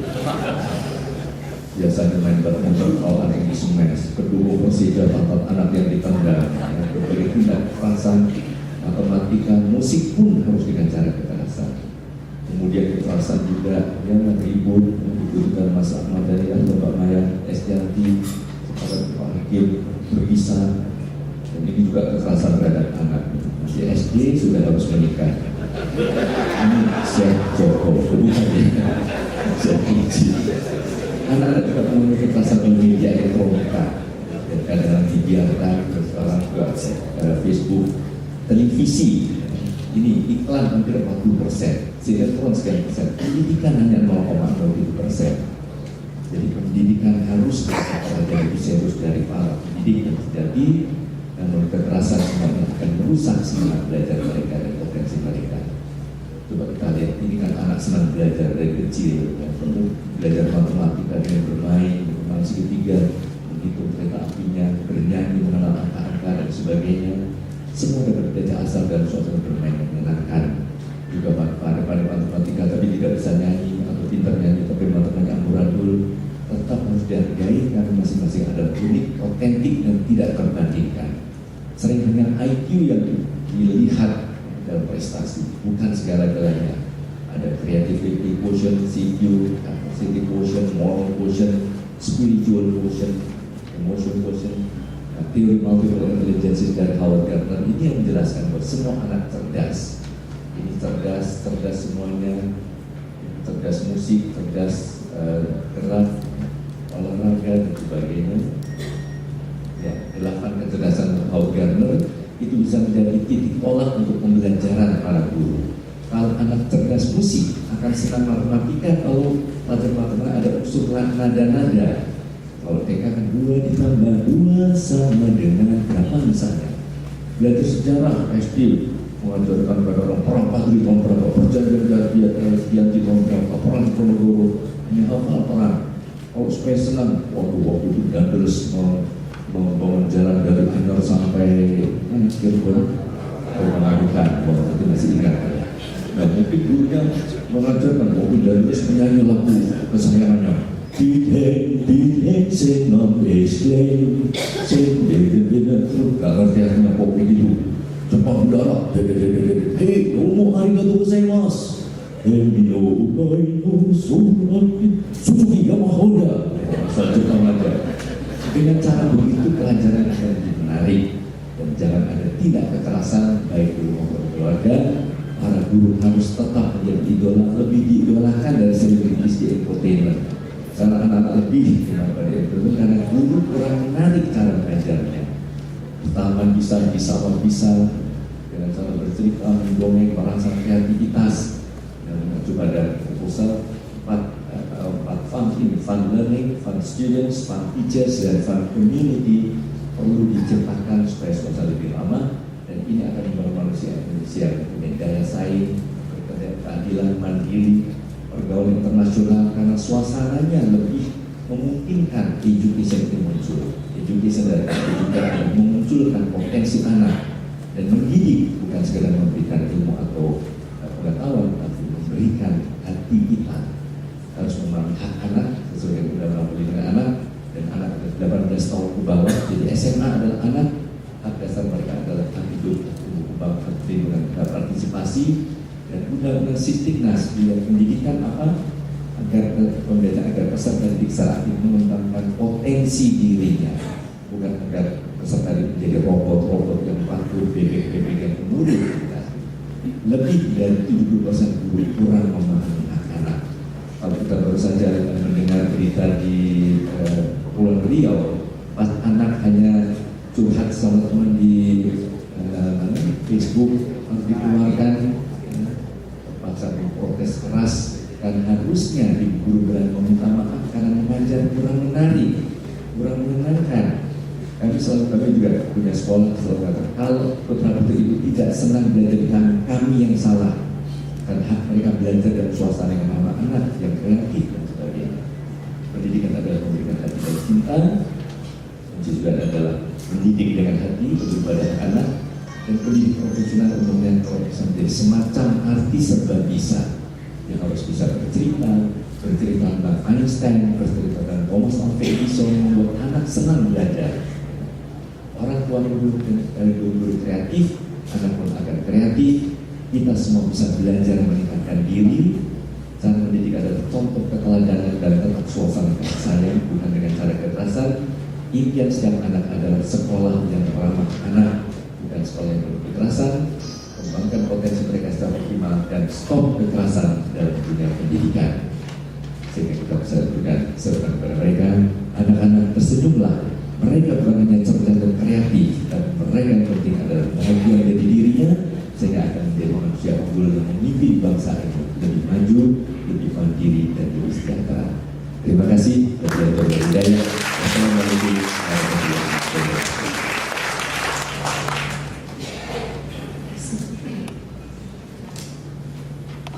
Terima kasih. Saya sekarang dilihat dari Bapak Profesor Dr. Insinyur Haji Joko Hartanto MC. Beliau adalah guru besar di bidang Sensor Devices Teknik Elektro Universitas Indonesia. Lahirnya juga di Suwon, Jawa Timur, pada tahun 45. Insinyur diperoleh dari Teknik Elektro UI tahun 1971 dan pada tahun 88 lulus sebagai MSc pada Electrical Engineering University of Hawaii at Manoa. Kemudian menyelesaikan pendidikan doktor di Universitas Indonesia. Prof. Joko terilhami oleh ayahnya, seorang guru sekolah rakyat. Beliau sangat mencintai profesi sebagai guru atau dosen. Diterima dan mulai menjalankan tugas sebagai dosen tahun 73, kemudian diangkat sebagai guru besar Departemen Elektro FTUI tahun 1996. Telah menerima banyak penghargaan dan pengakuan. Sudah banyak sekali paper nasional dan paper internasional sudah dihasilkan. Riset pada saat ini antara lain the development of non-invasive sensor device for glucose in the human blood, sampai ke the analysis of carbon nanotube devices characteristic. Buku sudah juga ditulis. Saya harap Prof. Joko dapat menyampaikan ide-idenya dalam 15 menit. Assalamualaikum warahmatullahi wabarakatuh. Jinsan saya juga berdiri. Saya nyambung Pak Seto ini, saya cuma punya 5 slide. Jadi sebetulnya yang disampaikan Pak Seto itu adalah hari ini kalau saya dipanggil ke sekolah cucu saya dari 40 anak, Bapak Ibu tanya cucu Bapak ranking berapa? Ya, kebetulan rankingnya di bawah 6. Oh, bagus-bagus saja kok. Tapi kalau rankingnya 1 sampai 5, oh ranking anak cucu saya nomor 5. Artinya apa? 95% siswa kita itu tidak terapresiasi. Jadi kalau ada 40 juta anak SD, SMP, SMA itu hanya 5% yang bisa tampil ke depan, yang lainnya tidak. Bapak Ibu sekalian, sudah saatnya kita memikirkan 18 tahun ke depan bagaimana ini harus diubah. Dari yang 95% tidak terapresiasi harus menjadi, next slide, 90% terapresiasi, dan yang 10% ya dikerjakan saja yang hebat-hebat. Ini yang menyambung tadi Pak Seto. Jadi semua pelajaran itu mestinya tertutup pada kehebatan anak itu yang itu diapresiasi. Kalau ini bisa diubah, saya yakin 18 tahun ke depan bangsa kita menjadi bangsa yang percaya diri. Dan ini sangat mudah Bapak Ibu sekalian dilaksanakan. Salah satu cara adalah membuat sistem ranking. Next slide. Tujuannya kalau bisa mulai sekarang dibayangkan 18 tahun ke depan bangsa kita sudah 90% jadi. Next slide. Ini Bapak Ibu sekalian. Tadi disampaikan kalau ada satu mata pelajaran, saya katakanlah bahasa Indonesia. Nilainya jangan bahasa Indonesia itu 1 sampai 40 lah, karena mahasiswanya 40. Dipilih kelompok yang bisa deklamasi hebat, kasih ranking bagus, dan itu adalah nilai bahasa Indonesia dia. Yang pada struktur juga dengan demikian 40 orang siswa dalam bahasa Indonesia semuanya ranking antara 1 sampai dengan 5. Dan itu yang harus menjadi nilainya. Kalau itu terjadi pagi hari, anak-anak itu berangkat ke sekolah dengan senang hati, tidak sebaliknya. Ranking saya ranking ke-30, PR-nya belum selesai, jadi setiap kali ke sekolah pulang juga sangat mudah dilaksanakan. Tidak hanya matematik nanti. Kalau anak kita matematik, mungkin matematik. Kalau anak-anak kita lari, ya yang larinya 100 meter bisa 10 detik, why not? Itu diapresiasi karena kecepatan itu. Ini salah satu cara dan sangat mudah dilakukan. Next slide. Nah, Bapak sekalian, kalau hari ini kita bicara tentang masalah nasional bangsa ke depan, sebetulnya kan nggak bisa kita mengundang anak SD SMP, mereka nggak bisa diajak itu. Jadi kalau kita ingin membicarakan masalah bangsa, tentunya adalah mereka-mereka yang S3, S2 dan sederajat, yang pakar-pakar. Itu kita bicara masalah depan. Tidak bisa kita mengajak anak-anak SD, SMP, SMA untuk membicarakan masalah bangsa. Oleh karena itu kurikulumnya tentunya harus disadari bahwa sebelum S1 itu adalah hidup dalam masyarakat. Bagaimana mungkin kita memberikan keahlian kepada siswa SD SMP dengan matematika, berarti dan sebagainya. Kalau mau ilmu, berikanlah pada S1, S2, dan S3. S1 pun menurut saya tidak untuk membicarakan masalah nasional. Nah, Bapak sekalian, di 5 slide ini moga-moga mendorong kita untuk melihat kembali dan mengimplementasikan baik pendidikan di SD, SMP, SMA maupun di perguruan tinggi. Tidak berarti bahwa anak SMA bisa menghasilkan sesuatu yang spektakuler. Bisa saja ada siswa-siswa kita yang hebat menjadi juara matematik dunia, tidak apa-apa. Tapi bukan itu tujuan bangsa kita satu-satunya. Lebih banyak menurut saya adalah membawa 90% bangsa kita percaya diri. Itu masuk ke perguruan tinggi, yang 20% masuk perguruan tinggi bisa mengaplikasikan ilmunya. Setelah itu kalau ingin membicarakan masalah nasional, masuklah pada S3 untuk meriset sesuatu bidang untuk diimplementasikan. Saya kira 5 slide ini adalah kelanjutan daripada yang disampaikan Pak Jo. Terima kasih. Wassalamualaikum warahmatullahi wabarakatuh.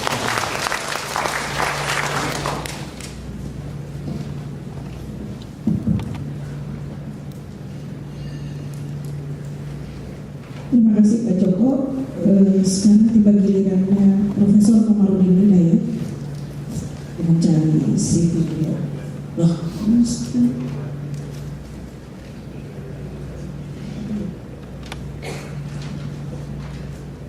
beliau saya pikir sudah cukup dikenal oleh masyarakat Indonesia, terutama di Jakarta, sebagai saat ini sebagai rektor dari Universitas Islam Negeri Syarif Hidayatullah Jakarta, dan sebelumnya juga beliau itu aktif berkecimpung dan membangun para Madinah dan Madaniyah.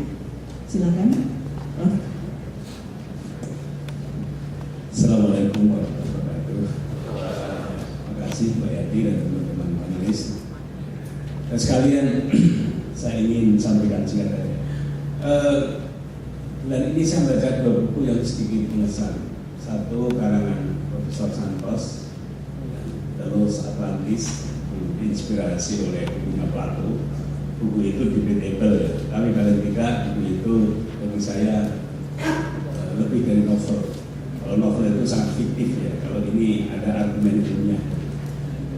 Dia seorang geologis dan ahli nuklir, mengadakan penelitian 30 tahun. Kesimpulan dia adalah bahwa peradaban dunia itu dulu mulanya itu berpusat di Nusantara, yaitu Indonesia. Dengan analisis climate, geografi dan sebagainya, itu dia yakin sekali bahwa sebenarnya di sini pusat peradaban, karena daerah tropis yang sesuai dengan gambaran Plato itu ada gunungnya, ada tamannya, ada hewannya dan sebagainya. Dan ketika satu hari terjadi satu ledakan gunung Krakatau dan gunung es maka terjadilah kemudian diaspora. Setelah kemudian terjadi migration besar-besaran, ada yang ke Mesir, ke Eropa, kemana, tapi semuanya itu pada mulanya sebelumnya pusat peradaban itu ada di sini. Dan ini satu tesis yang bagi saya menarik ketika renungan kaji. Mengingat dengan dasar kajian ilmiah, daerah-daerah yang dingin itu sulit untuk mengembangkan peradaban waktu. Dengan itu saya ingin mengatakan sebelumnya bahwa sebelumnya Nusantara ini pernah menjadi pusat peradaban. Ketika Columbus menemukan benua baru di India, itu sebenarnya benua yang di luar dugaan kan. Misalnya pada Italia, India, Indos, Mesos, India daerah ini, pulau-pulau India, Indos, Mesos. Ketika ketemu di sana, nah itu India, padahal bukan India itu. Dan kemudian benua baru. Yang berikutnya, saya sempat baca buku Chinese Megatrend yang sempat saya tulis itu di Kompas beberapa hari yang lalu. Ini bukunya Chinese Megatrend oleh Nisbet. Buku itu bagi saya mengesankan sambil buku-buku lain pernah kita baca. Bagaimana bangsa Cina dengan penduduk lebih dari 1,2 M itu kok mampu untuk mendongkrak pendidikan dan kebudayaannya. Itu bagi saya satu keajaiban sejarah luar biasa. Saya pernah dapat kunjungan dari teman Chinese, ungkapan yang sangat terkenal yang belajar bahasa Cina dan bahasa Cina namanya Ikung Isan, yang artinya kan orang tua membelah gunung.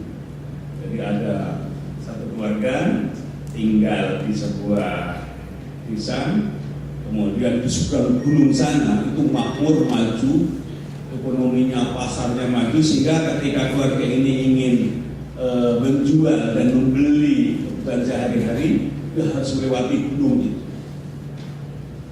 Nah satu hari ayahnya bilang, wah kita tidak bisa. Kalau kita begini terus kita akan ketinggalan. Walaupun kita dapat betah di sini, tapi kita ketinggalan.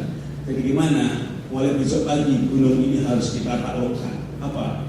Kita ratakan gunung itu. Pagi harinya anaknya, istrinya, anaknya semua itu kemudian nyangkul ingin membelah gunung. Nah berita itu sampai kemana-mana.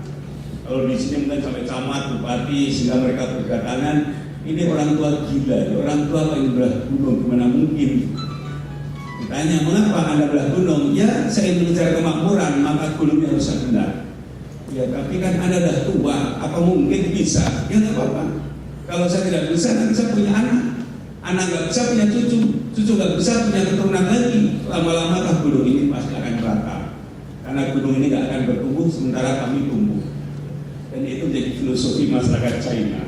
Jadi mereka berpikir jauh bagaimana menjadikan penduduknya itu menjadi kapital, menjadi aset yang produktif.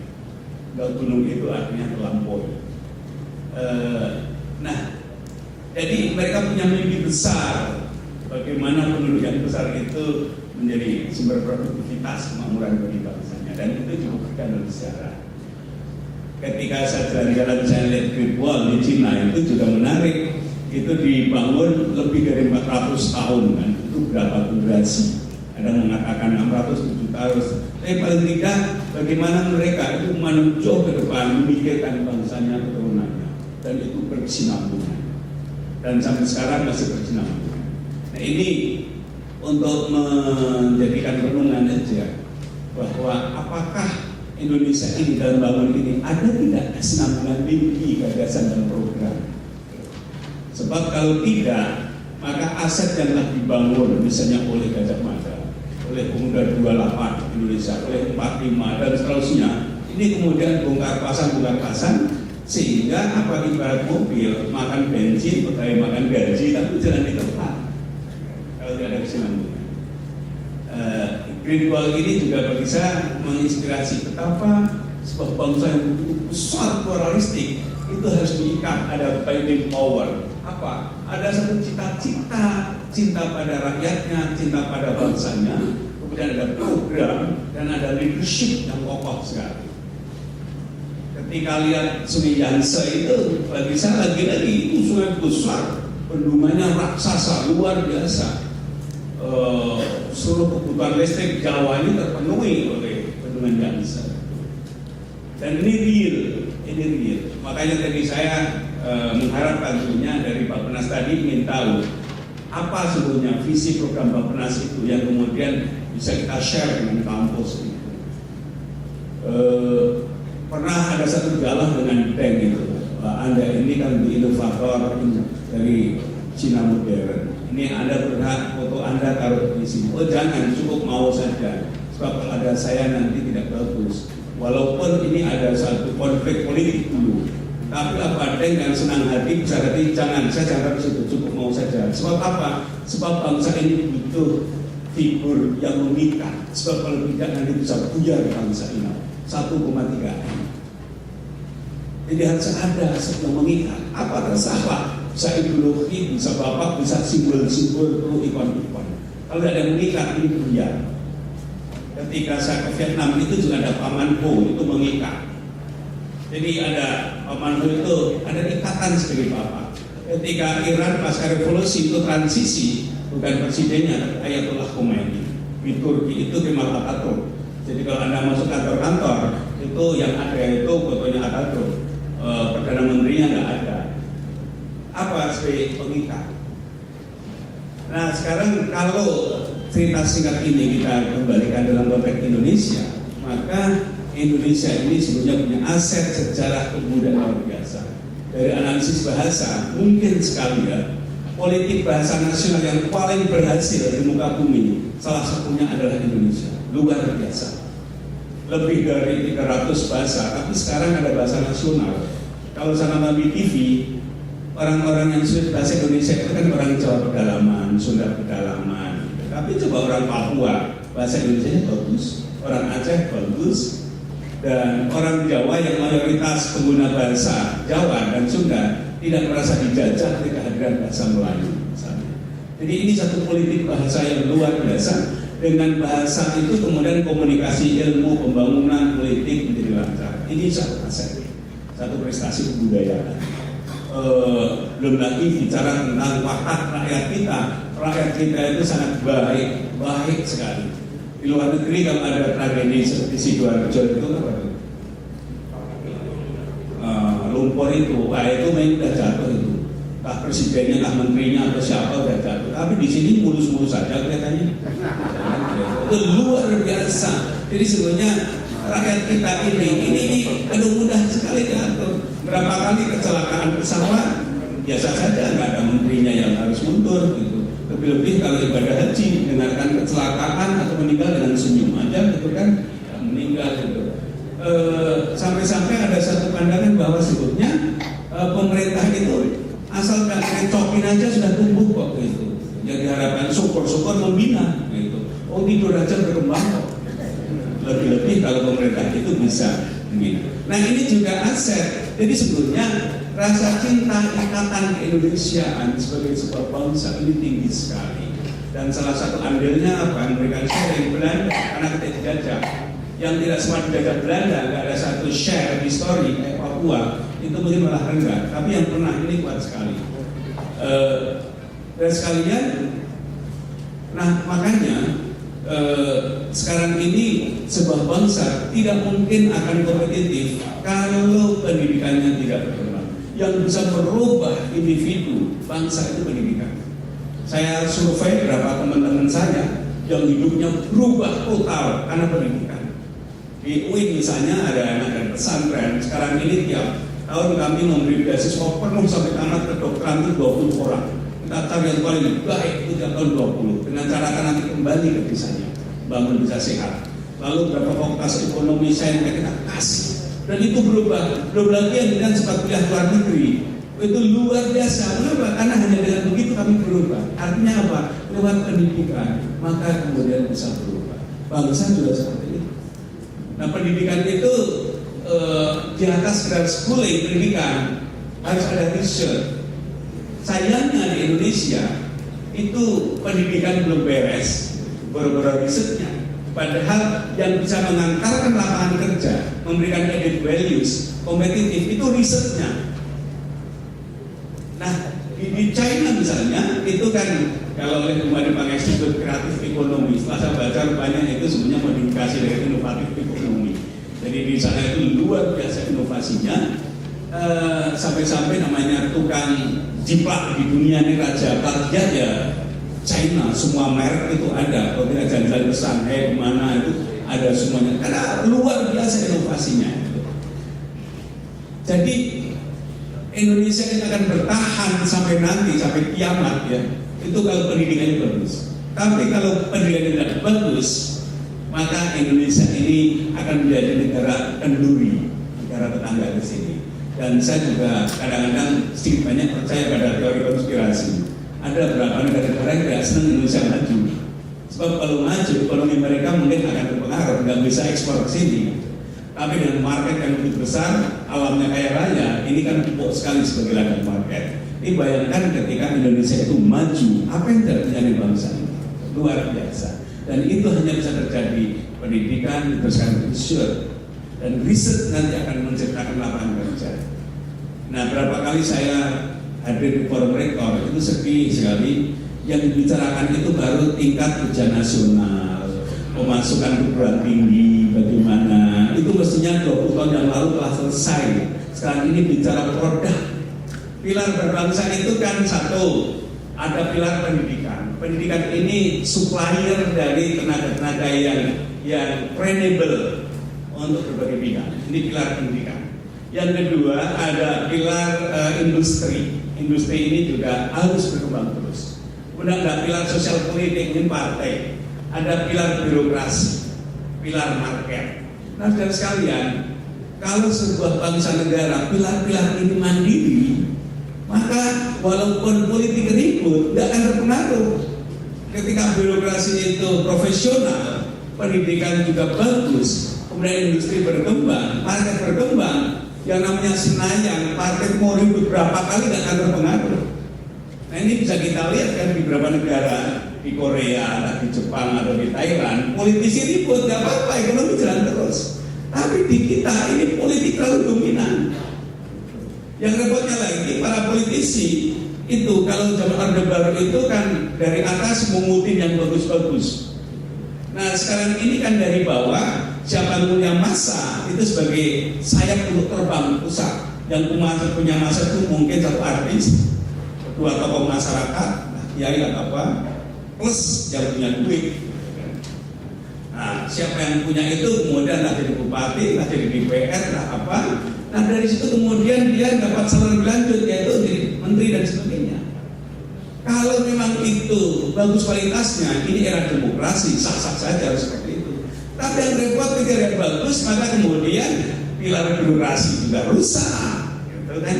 Bagaimana kita ini kebijakan menteri yang tidak paham birokrasi? Misalnya, syukur-syukur memang yang tahu.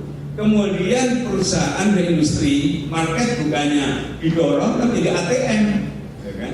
Nah, kemudian kampus-kampus juga intervensi dari kebijakan pusat yang kadang tidak paham. Ketika kami merekrut dosen di kampus-kampus, itu kadang-kadang yang menentukan pusat. Padahal kami yang paling tahu keputusan kebutuhan dosen seperti apa. Kami punya mekanisme. Inilah makanya mendorong adanya otonomisasi dengan catatan akuntabilitas. Jadi sudah sekalian, muara dari pendidikan ya, itu sebetulnya kebudayaan dan peradaban. Jadi kebudayaan, pendidikan, peradaban ini ujung daripada pendidikan adalah dua. Bagaimana mensejahterakan rakyat. Kedua, meningkatkan, membangun martabat bangsa. Kan dua itu. Jadi dengan pendidikan yang bagus, maka dia melanjutkan riset, lapangan kerja, etc. Dan pendidikan yang bagus, maka kompetitif, martabat bangsa itu kemudian naik, dihargai. Jadi kalau pendidikan kemudian berhenti pada schooling dan ijazah, tapi tidak mendukung ekonomi dan martabat bangsa, hemat saya itu ada yang salah. Coba bayangkan ya, walaupun ini terlambat ya, baru kali ini 20% anggaran. 20% ini kan uang rakyat. Uang rakyat, kantong 20% ada di sektor pendidikan. Dan ini tidak gratis, ini bukan blank yang blank check. Ini bukan cek yang kosong ditagih. Dalam beberapa penelitian negara yang relatif sudah mapan, pendidikan itu punya dampak ekonomi naik.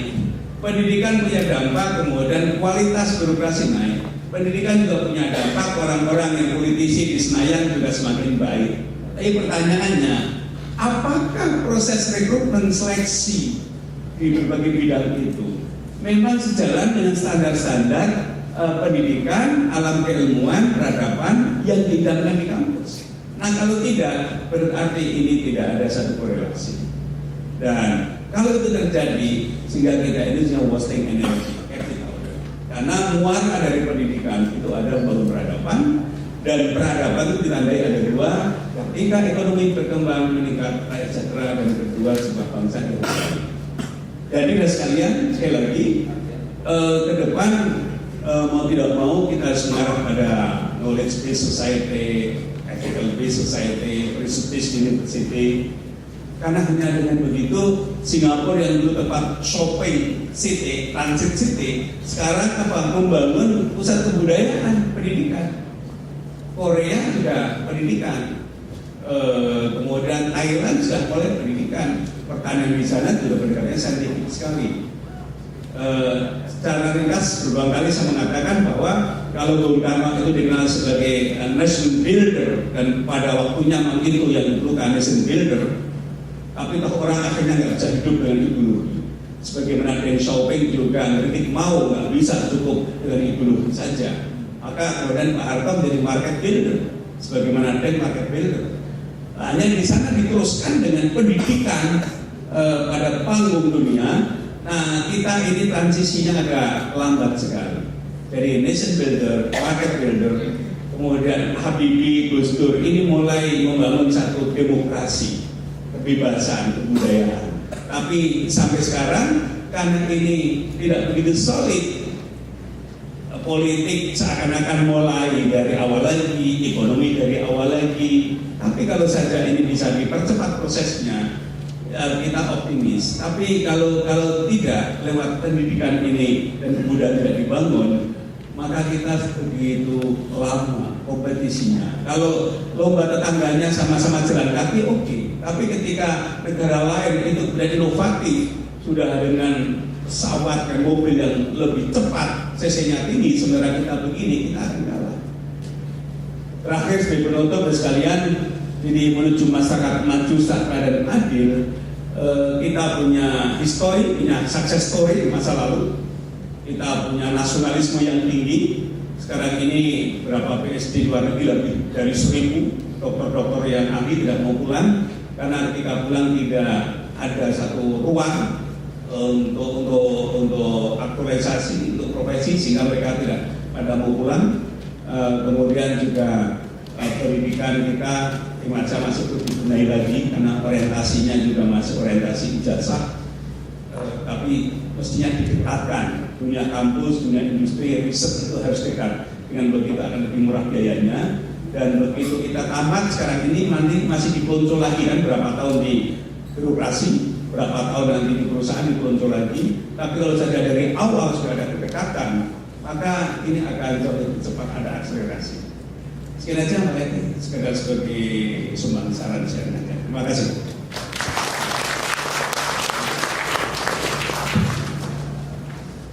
Terima kasih Pak Nurul. Saya kira kita sampai pada acara tanya jawab sampai dengan jam, kita masih punya waktu sampai 11.30, jadi 40 menit kira-kira. Di dua sayap ini ada mikrofon.